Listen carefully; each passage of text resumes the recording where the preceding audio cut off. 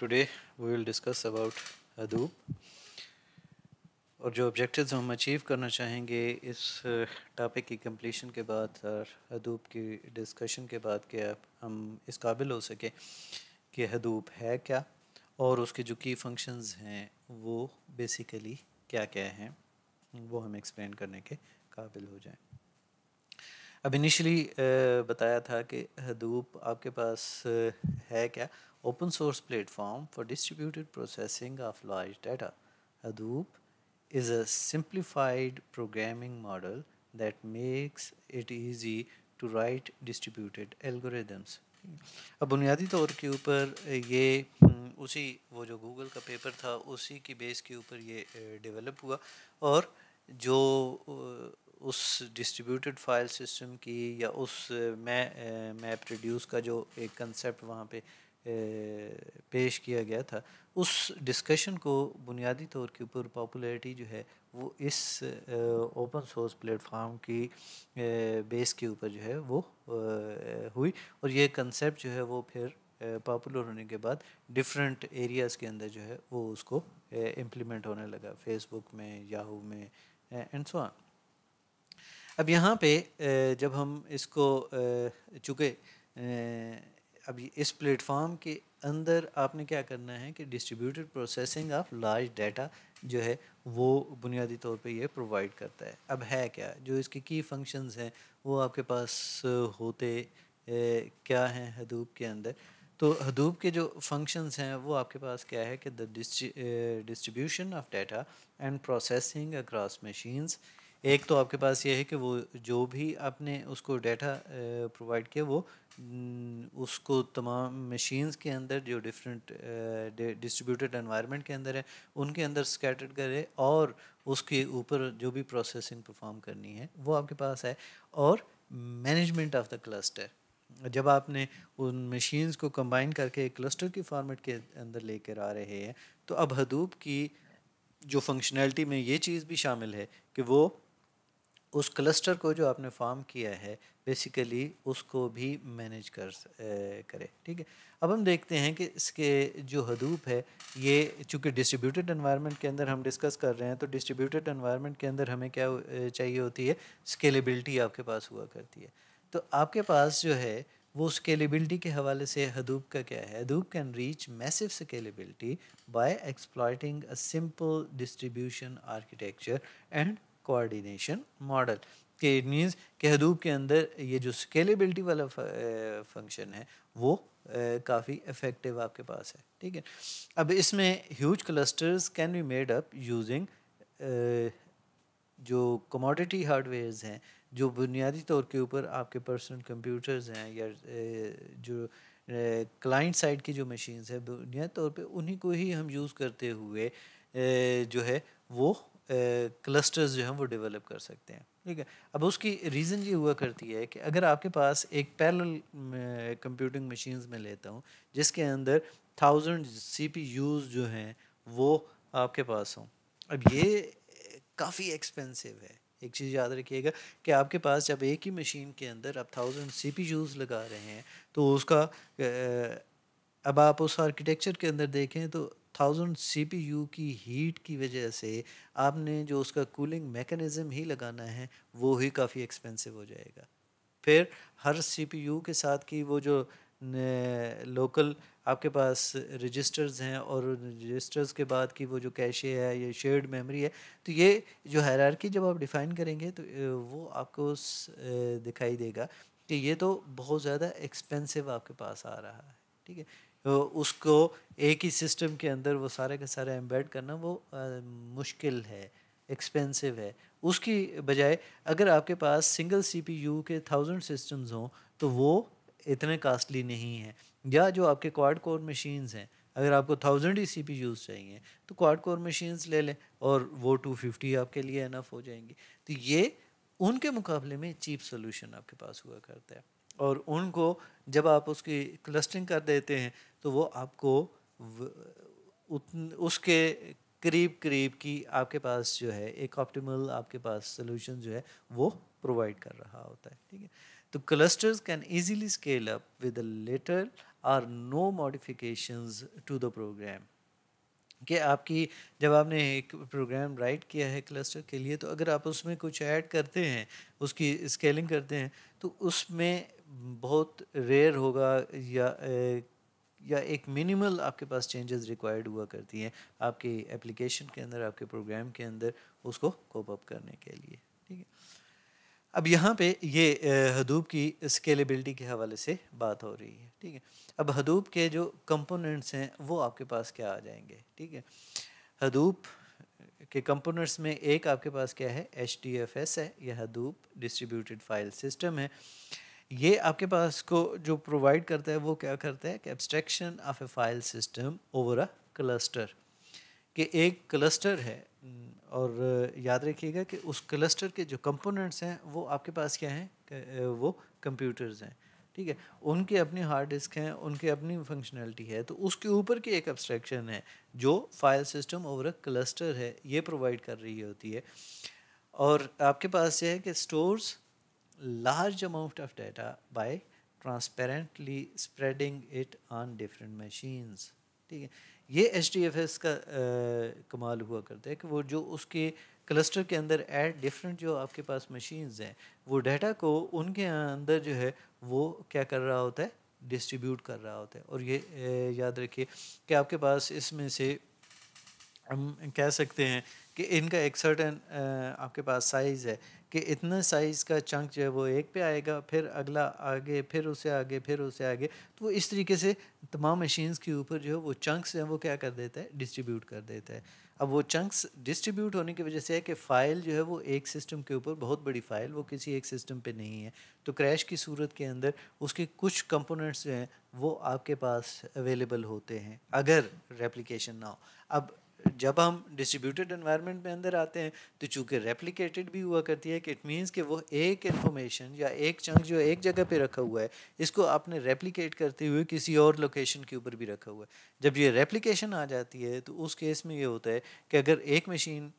Suppose कर लें उसके अंदर कोई फॉल्ट भी आया, तो फॉल्ट टॉलरेंस भी आप गेन कर लेते हैं कि आप उसी का जो चंक, उसी का जो दूसरा वर्जन है, बेसिकली उससे आप एक्चुअल डाटा वो क्या कर सकते हैं, रिट्रीव कर सकते हैं, और वहाँ से ही फर्दर आप अपनी जो प्रोसेसिंग है उसको क्या कर सकते हैं, स्टार्ट कर सकते हैं। तो ये फंक्शनैलिटी जो है वो प्रोवाइड हो रही होती है। फिर हदूप का ही एक कंपोनेंट आपके पास HDFS के अलावा, चूँकि वो पूरे फाइल्स को क्या कर रहा है, मैनेज कर रहा है। फिर आपके पास क्या आ जाएगा, मैप रिड्यूस आपके पास आ जाएगा। ये वो प्रोसेसिंग है जो पैरेलल में आप परफॉर्म कर रहे होते हैं सर्टेन आपकी जो एग्जीक्यूशन है या जो आपकी रिक्वायरमेंट है। ठीक है, तो हमारे पास क्या हुआ कि simple programming model that enables parallel execution of data processing programs हैं, executes the network on the data near the data. हमने देखा था कि आपके पास जब हम मैप रिड्यूस के अंदर डिस्कस किया था तो हमने क्या किया था कि जो मैप वाला पोर्शन था वो क्लाइंट ने किस साइड के ऊपर कर दिया, उन्हीं सर्वर मशीन्स की तरफ कर दिया, शिफ्ट कर दिया जहाँ पे वो इंफॉर्मेशन पड़ी हुई थी। तो इट मीन्स कि जिस मशीन के पास जो डाटा पड़ा हुआ था, वो जो प्रोसेसिंग है मैपिंग वाली, वो सारी की सारी उसी मशीन के ऊपर आपके पास हो रही है। ठीक है, इसी तरीके से जो रिडक्शन का या रिड्यूस का भी है वो भी उसी डिस्ट्रीब्यूटेड एनवायरनमेंट के अंदर उन्हीं क्लस्टर के अंदर बुनियादी तौर के ऊपर रिडक्शन का या रिड्यूस का भी प्रोसेस जो है वो वहीं पे परफॉर्म होता है, और एंड रिज़ल्ट जो है वो जो आउटपुट है वो बेसिकली क्लाइंट साइड के ऊपर जाती है। ठीक है, तो इसका मतलब ये हुआ कि HDFS जो है वो क्या कर रहा है, HDFS places the data on the cluster and map reduce does the processing work। ठीक है, कि HDFS जो है वो डाटा को क्लस्टर के अंदर वो क्या कर रहा है, स्टोर भी कर रहा है, और उसकी वो जो मैनेजमेंट है डाटा की वो HDFS कर रहा है, और जो मैप रिड्यूस जो है वो क्या कर रहा है, जो आपकी प्रोसेसिंग वर्क है वो आपका मैप रिड्यूस का काम हो रहा है। फिर आपकी जो हदूप के जो प्रिंसिपल्स आपके पास आते हैं कि इसका बेसिक प्रिंसिपल है क्या, कि सपोज कर लें कि आपके पास जो है एक बहुत हैवी डाटा है, एक बिग डाटा है आपके पास। अब जब आप उसको स्टोर करते हैं तो स्टोर करते हुए आपके पास क्या होगा कि Hadoop is basically a middleware platform that manages a cluster of machines. ठीक है, तो हदूप है क्या? एक मिडलवेयर प्लेटफॉर्म है जो जो आपके पास एक क्लस्टर है जो आपने डिज़ाइन किया हुआ है, उसको मैनेज करने के लिए हम उसको क्या कर रहे हैं, इस्तेमाल कर रहे हैं। ठीक है, अब उसके बाद जो है उसका एक जो कोर कंपोनेंट है आपके पास हदूप का, वो है डिस्ट्रीब्यूटेड फाइल सिस्टम, जिसको हम HDFS या हदूप डिस्ट्रीब्यूटेड फाइल सिस्टम का नाम दे देते हैं। ठीक है, और जो फाइल आपके पास हुआ करती हैं HDFS के अंदर, files in the HDFS are split into blocks that are scattered over the cluster. मैंने अभी डिस्कस भी किया था कि सपोज कर लें कि हम वो जो ब्लॉक साइज़ है वो हम सपोज कर लें 64 MB का कर लेते हैं, 4 MB का कर लेते हैं, 1 MB का कर लेते हैं। अब सपोज कर लें 4 MB का हमने एक ब्लॉक रखा है। ठीक है, तो 4 MB और सपोज कर लें कि एक जो आपका फाइल साइज़ है वो सपोज करें कि वो 64 MB है। अगर हमने 4 MB का ब्लॉक साइज़ रखा है तो इसका मतलब यह है कि आपकी वो जो फाइल है वो 64 MB की अब किस में डिस्ट्रीब्यूट होगी, वो आपके पास 16 ब्लॉक्स के अंदर डिवाइड होगी। अब वो जो 16 ब्लॉक्स हैं वो जो HDFS है वो मैनेज करेगा, और हर ब्लॉक जो है वो डिफरेंट लोकेशंस के ऊपर, और उनको रेप्लिकेट भी कर देगा फॉल्ट टॉलरेंस के हवाले से। ठीक है, और वो 16 इट मीन्स कि वो 16 ब्लॉक्स में डिवाइड होने के बाद उनको 16 डिफरेंट लोकेशंस के अंदर वो स्टोर कर सकता है। सिर्फ 16 डिफरेंट कंप्यूटिंग डिवाइसेस के अंदर भी हो सकती हैं। अब वो कंप्यूटिंग डिवाइसेस 4 भी हो सकती हैं, तो उनको वो डिस्ट्रीब्यूट कर सकते हैं। वो डिवाइसेस जो है वो आपके पास 12 भी हो सकती हैं, उनके ऊपर वो उसको मैनेज कर सकते हैं। तो इट डिपेंड्स कि आपका क्लस्टर की मशीन्स क्या हैं, और वो फिर ख़ुद से उनको मैनेज करेगा कि ये पोर्शन यहाँ पे है, ये पोर्शन यहाँ पे है, और अगर उसको रिपीट भी करना पड़ा तो फिर आपके पास अगला ब्लॉक जो है वो यहाँ पे, ये ब्लॉक यहाँ पे, ये सारी की सारी मैनेजमेंट जो है वो HDFS का काम हुआ करता है। वो आपके पास एक ट्रांसपेरेंसी, एक एब्स्ट्रैक्शन लेवल दे रहा है कि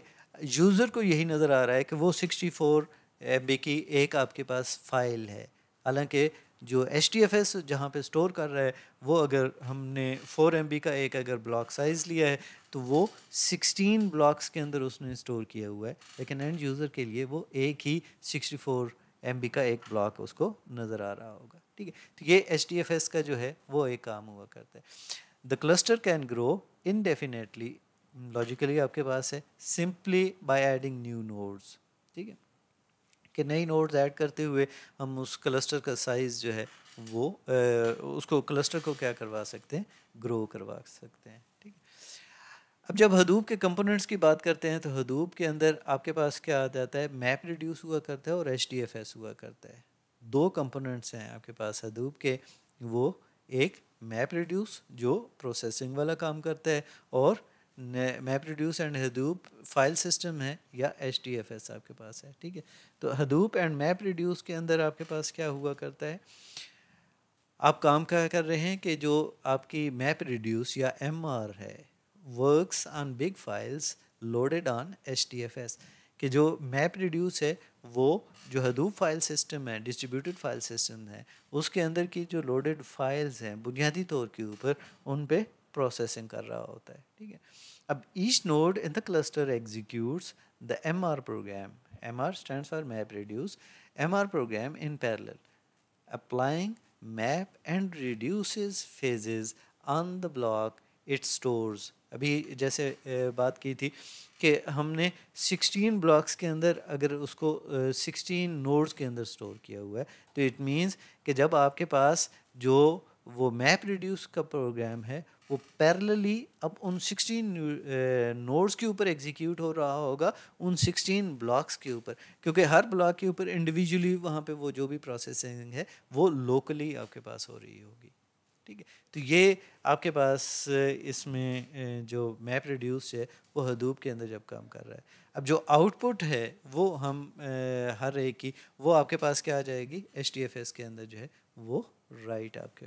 होगी। ठीक है, अब हम देखते हैं कि